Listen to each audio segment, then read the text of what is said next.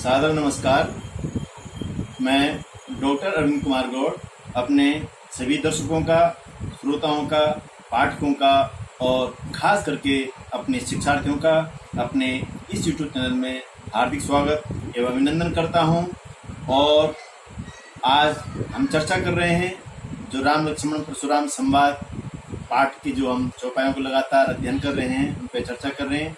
आज आगे की चौपाइयों पर हम विस्तार से चर्चा कर रहे हैं और आशा करता हूं आप लोग ध्यान से देखेंगे और निश्चित रूप से आप लाभान्वित होंगे। आगे देखिए, कल हमने वो दोहा पढ़ा था, जो बिलो के अनुचित कहाहूं क्षमहु महामुनि धीर, सुनि सरोज भृगुवंश मणि बोले गिरा गंभीर। इसके बाद परशुराम जी क्या बोल रहे हैं, ध्यान से सुनिए, देखिए।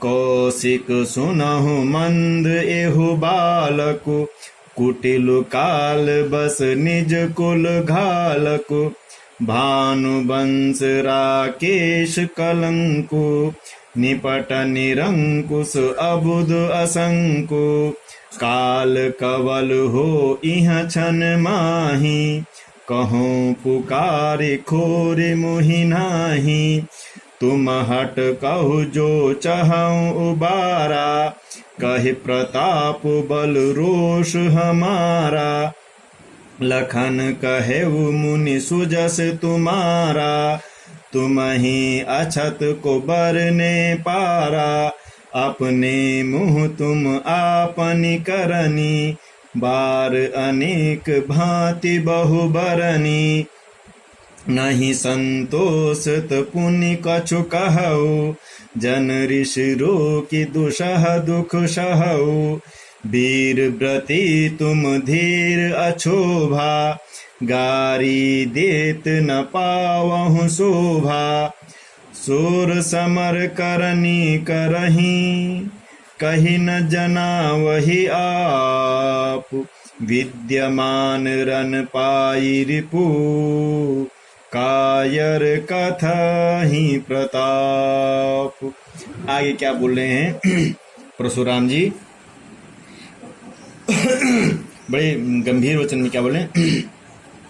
कौशिक सुनहु मंद येहु बालक, कुटिल काल बस निज कुल घालक। हे कौशिक, हे विश्वामित्र, ये जो बालक है मेरे साथ जवान लड़ा रहा है, ये क्या मंद बुद्धि बालक है।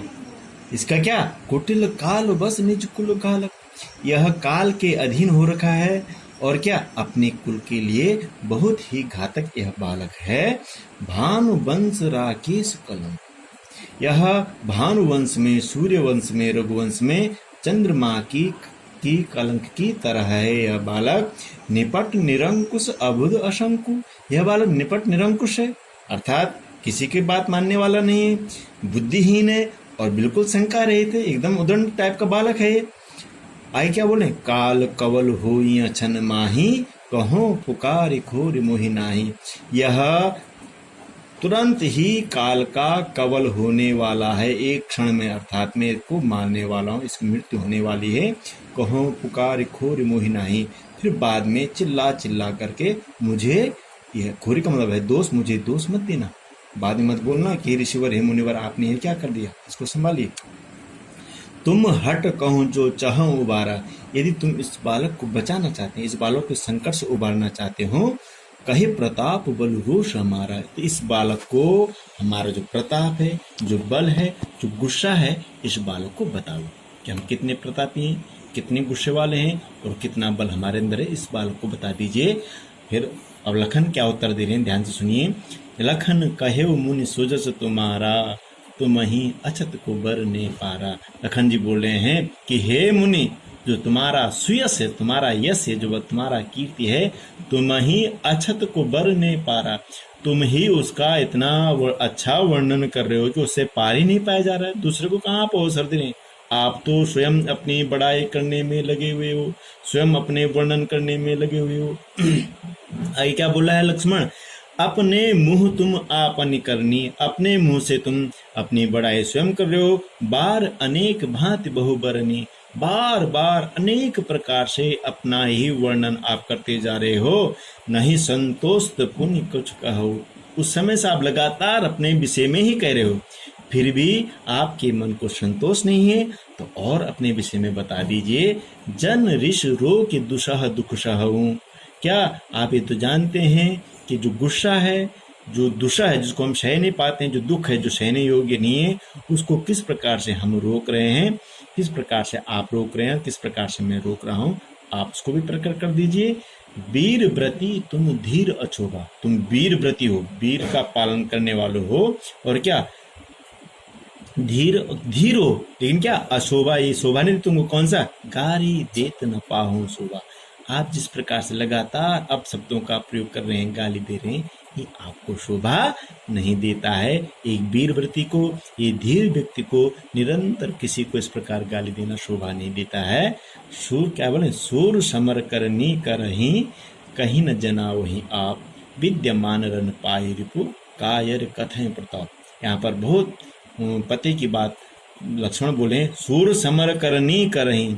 जो सूर होते हैं वो समर में, युद्ध में जो उनको करना होता है, वो अपने प्रताप को, अपने पराक्रम को इस युद्ध में दिखाते हैं। ठीक है, अब क्या बताना कि विद्यमान रन पाए रिपु कायर कथें प्रताप। अब जो कायर होता है वो युद्ध को सामने देख करके अपनी क्या, अपने प्रताप की, अपनी वीरता की कथा सुनाना प्रारंभ कर देता है। यहाँ पर कहने का भाव ये है, हे परशुराम जी, यदि आप वीर हो तो सामने हमसे युद्ध कीजिए, क्यों इधर उधर की बातें कर रहे हैं। और जो कायर लोग होते हैं वो युद्ध को सामने देख करके क्या, अपनी बढ़ाई करते रहते हैं, जैसे कि आप करो लगातार अपने मुंह से अपनी बढ़ाई कर रहे हैं। देखिए, हे विश्वामित्र, यह मंदबुद्धि बालक है, यह काल के कवल में जाने वाला है, बहुत कुटिल है, अपने कुल के लिए बहुत ही घातक बालक है। यह सूर्य वंश पर चंद्रमा के कलंक की तरह कलंक है, निपट क्या, निरंकुश है, बुद्धिहीन है और शंका रहित बालक है, अशंकु है। ये का एक क्षण में ही ये मृत्यु के ग्रास होने वाला है, बाद में मुझे दोष मत देना। यदि तुम इसको बचाना चाहते हो तो मेरा जो प्रताप है, मेरा जो बल है, मेरा जो रोष है, इस बालक को बता दीजिए। फिर लखन जी क्या हंसते हुए बोल रहे हैं, फिर उन पे व्यंग्य कर रहे हैं कि हे मुनिवर, आपका श्रेष्ठ आप कह ही रहे हो, अपने श्रेष्ठ को, अपने यश को, अपने वीर प्रताप गाथा को कहने से आपका वर्णन अभी हुआ नहीं, तो और कुछ बोल दीजिए। अपने मुंह तुम आप नहीं करनी, अपने मुंह से तुम लगातार अपनी प्रशंसा कर रहे हो, और क्या बार अनेक बहुबात बहुबरनी, अनेक बार आप अपने ही विषय में बोले जा रहे हो। यदि आपको अभी भी संतोष नहीं हुआ है, यदि किसी भी प्रकार से अपने गुस्से को रोक करके, अपने दुख को सह करके आप और बोल दीजिए। जो वीर व्यक्ति होते हैं, जो पराक्रम करने वाले होते हैं, जो धीर व्यक्ति होते हैं, वो दूसरे को गाली देते हुए कभी भी शोभा नहीं पाते हैं। सूर समर, जो सूर व्यक्ति होता है वो युद्ध को सामने देख करके अपने प्रताप से अपना प्रताप सबके सामने प्रकट करता है, और जो कायर व्यक्ति होता है वो युद्ध सामने देख करके केवल मुंह से अपनी बड़ाई करता है। इस प्रकार लक्ष्मण परशुराम जी के लिए बोल रहा है। आगे देखिए क्या बोल रहे हैं लक्ष्मण, तुम तो काल हाक जनु लावा, बार बार मोहि लागी बोलावा, सुनत लखन के वचन कठोरा, परसु सुधारि धरेउ कर घोरा, अब जनि देय दोष मोहि लोगु, कटुबादी बालक बद जोगु, बाल बिलो के बहुत मैं बाचा, अब एहु मर निहार भाषाचा, कौशिक कहा क्षमिय अपराधु, बाल दोष गुण गणहीन साधु, खर कुठार में अकरुण को ही, आगे अपराधी गुरुद्रोही, उतर देत छोड़ो बिनु मारे, केवल कौशिक शील तुम्हारे, नत यही काट कुठार कठोरे, गुरहि उरिन होते हो श्रम थोरे, गादि सुन का हृदय हसी, मुनि हरियर सूज, अयमय खान न ऊखमय, अजहु न बूझ अबूझ। लक्ष्मण बोल रहे हैं कि हे परशुराम जी, हे मुनि, तुम तो काल हाँक जन लावा, बार बार मुहि लागी बुलावा। ऐसा लग रहा है जैसे कि तुम काल को हाँक कर खदेड़ करके यहाँ लाए हो और बार बार मुझे बुला रहे हो उस काल के पास। सुनत लखन के वचन कठोरा, परस सुधार धरे कर घोरा। लक्ष्मण के इन कठोर वचनों को सुन करके परशुराम जी अपने परशु को, अपनी कुल्हाड़ी को एकदम सुधार करके अपने कंधे पर रखते हैं और लक्ष्मण की तरफ उसको मारने के लिए, प्रहार करने के लिए कोशिश करते हैं। अब जन देव दोष मोहि लोगु, कटुबादी बालक बद जोगु। अब जाने दो, लोग मुझे दोष देंगे तो देने दीजिए लोगों को दोष। ये जो कटुबादी बालक है, जो कटु वचन बोलता है, ये बालक वध के योग्य है, यह मरने के योग्य है। बाल बिलो कि बहुत मैं बाँचा, बच्चा देख करके मैं बहुत इसको समझाता रहा, बहुत मैं बोलता रहा। अब यह मरनिहार भा साँचा, अब यह मरने वाला है। यह सच्चाई यह है कि अब ये मरने वाला है। कौशिक कहा क्षमिय अपराधु। भगवान जो परशुराम जी हैं विश्वामित्र जी बोले, हे कौशिक, अब अपना अपराध मुझे क्षमा कर दीजिए। मेरा जो अपराध है, मैं इस बालक को मारकर जो अपराध करूँ, मैं इसको माफ कर दीजिए। बाल दोष गुण गण ही न साधु। कौशिक बोल रहे हैं कि हे परशुराम जी, इस बालक का अपराध माफ कीजिए, क्षमा कीजिए। बालक के दोष को साधु लोग गिनती, उनके गुण और दोष को साधु लोग गिनती नहीं मानते, गिनती नहीं करते कि बालक ने कोई दोष कर दिया तो माफ कर देते हैं, कोई गुण भी तो उसको माफ कर देते हैं। खर कुठार में अकरुण को ही, आगे अपराधी गुरुद्रोही। बोल रहे हैं परशुराम जी कि मेरा जो ये दुष्ट कुठार है और मैं क्या हूँ, अकरुण, मेरे अंदर बिल्कुल भी दया नहीं है, बहुत क्रोधी हूँ और आगे मेरे गुरु जी के अपराधी हैं, मेरे गुरु जी के धनुष को तोड़ने वाले हैं। उतर देत छोड़ो बिनु मारे, केवल कौशिकशील तुम्हारे। हे विश्वामित्र जी, आपके स्वभाव के कारण मैं इस बच्चा को, इस बालक को छोड़ रहा हूँ। न तो यही काट कुठार कठोरे, नहीं तो मेरा जो कुठार है, जो कुलाड़ी है, बहुत कठोर है, अभी काट देगी इसको। और गुरु ही उऋण होते हैं श्रम थोड़े, थोड़े से ही मेहनत से मैं गुरु के ऋण से उऋण हो जाऊंगा। अर्थात मेरे गुरु जी के धनुष को इन्होंने तोड़ा है, इसलिए इनको मार करके मैं गुरु के ऋण से क्या हो जाऊंगा, उऋण हो जाऊंगा। आगे देखिए क्या बोले, गादि सून का हृदय हसी, मुनि हरि हरि सूज। जो गादि सून मतलब जो विश्वामित्र जी हैं, वो हृदय में क्या हंस रहे हैं और बोल रहे हैं कि ऋषि परशुराम जी को अभी भी कुछ नहीं सूझ रहा है। ये जो सोच रहे हैं ऐसा नहीं है क्या, आया मय खांड न ऊख मया, अजहु न बूझ अबूझ। अभी भी इस पहली को नहीं सुझा पा रहे हैं, इस बूझ को नहीं बूझ पा रहे, नहीं जान पा रहे हैं क्या। ये क्या जो खांड है, ऊखमय नहीं है, ये गन्ने के बने हुए नहीं है, ये क्या है, अयमया, ये लोहे से बने हुए हैं, अर्थात लोहे की तरह कठोर हैं ये। इस प्रकार जो विश्वामित्र जी मनी मन में हंस रहे हैं, अब बोल रहे हैं कि परशुराम जी को अभी कुछ नहीं सोच रहा है। वो जिसको एक बालक के समान समझ रहे हैं, ये गन्ने के समान मीठा खांड समझ रहे हैं, वो खांड नहीं है, एकदम लोहे से बने, लोहे की तरह क्या है, कठोर हैं। आगे देखिए क्या लक्ष्मण जी क्या बोले, ऐसा लग रहा है मुनिवर जैसे तुम काल को हाँक कर लाए हो और बार बार मुझे बुला रहे हो।